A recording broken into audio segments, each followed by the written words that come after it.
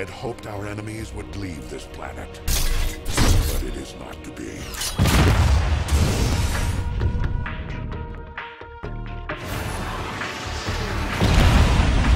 This stalemate cannot last. One side must win. And yet, the battle continues.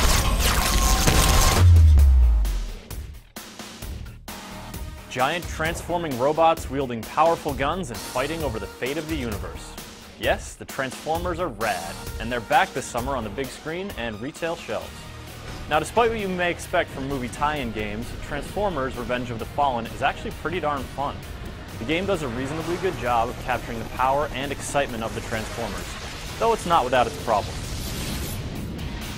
It doesn't make a great first impression, and it will likely take you a while to really get the hang of the tricky controls. But once you get good enough to overcome most of the control awkwardness, you'll be tearing through your enemies and maneuvering around levels like the big, awesome robot that you are. The 2 sizable campaigns and many unlockables provide a solid amount of single-player content, and the online multiplayer offers an entertaining slice of Cybertronic combat. Despite its slow start and other sundry issues, Revenge of the Fallen is a fun and satisfying foray into the world of massive battle robots from space.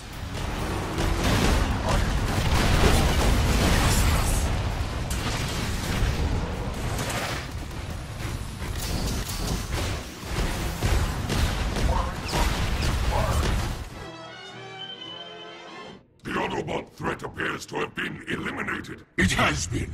I have led our first major victory against the Autobots. Soundwave is still scanning to see if our operation was exposed, Starscream. It is not over yet.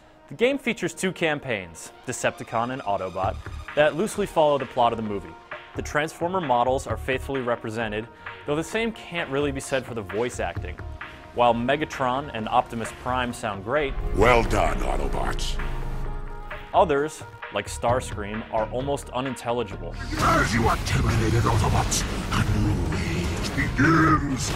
And any scenes with Shia LaBeouf or Megan Fox will make you thankful that the campaigns don't stick too closely to the movie plot.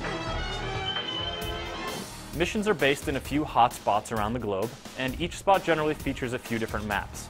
These maps are open areas that you can travel around freely, and they're diverse enough to avoid feeling too repetitive.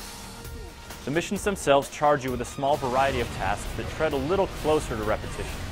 Depending on which side you're playing on, you'll do things like escort or kidnap humans, race through checkpoints, repair or repurpose satellite dishes, destroy or protect a landmark, all the while fighting and destroying enemy foot soldiers.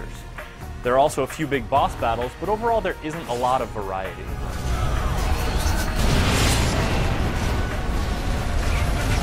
Fortunately, each mission has 2 bonus objectives and 5 targets to shoot that help you earn attribute boosts, so there's always a little more to do than just the core mission.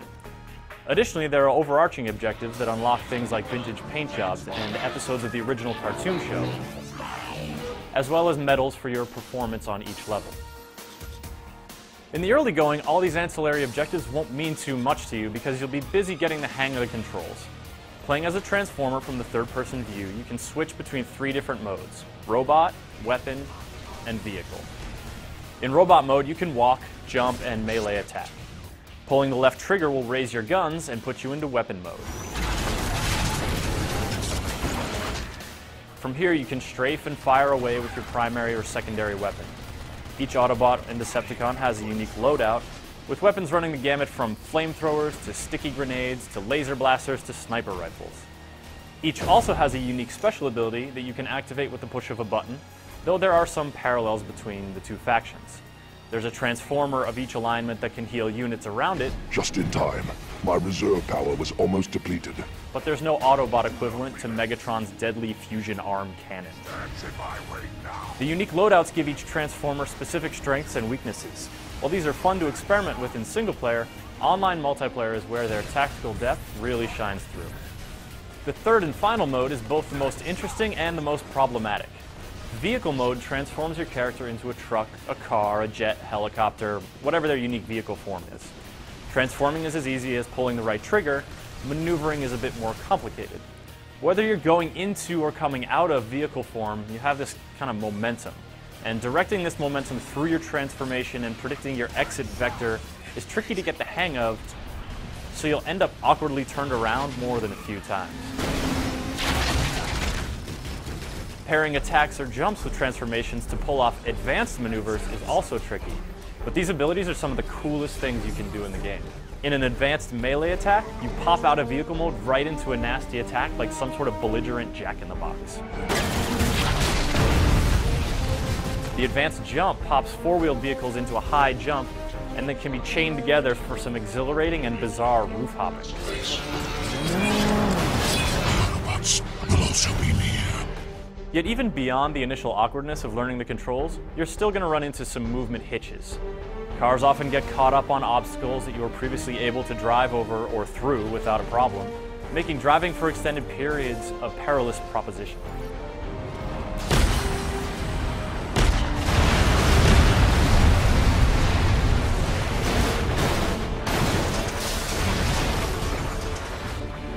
Jets have to fly slowly to be maneuverable, but a slow jet is still kind of weird. And it's also tough to get the hang of the steering and altitude adjustment controls for any flying vehicle. Freedom of movement and the ability to hover are the flyer's greatest strengths, but all too often you'll get hung up on buildings or find yourself lodged in a spot where you can't really transform. Given the sheer range of mobility options across all the Transformers, it's understandable that there would be some issues. That doesn't really make them any less bothersome. As you get more proficient with the controls, these hitches become less prevalent, and then it's a good time to give multiplayer a try. The available modes are pretty standard: deathmatch, team deathmatch, capture the flag, control points, and protect/kill the team leader. What makes it interesting is that now the strategic implications of each Transformer's unique loadout become crucially important. A team full of lumbering long hauls may lock down a control point and kill anyone who approaches, but a breakaway hovering out of range will pick them off with ease. Optimizing your team for each game type and countering your enemy's strategies is an engaging challenge, even if the modes and maps aren't particularly interesting.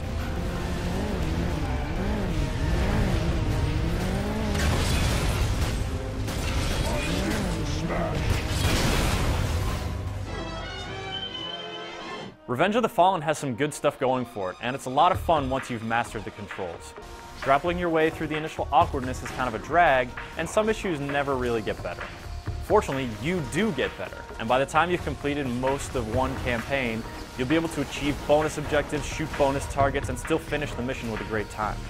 At this point, you'll feel powerful, engaged, and excited to be a Transformer.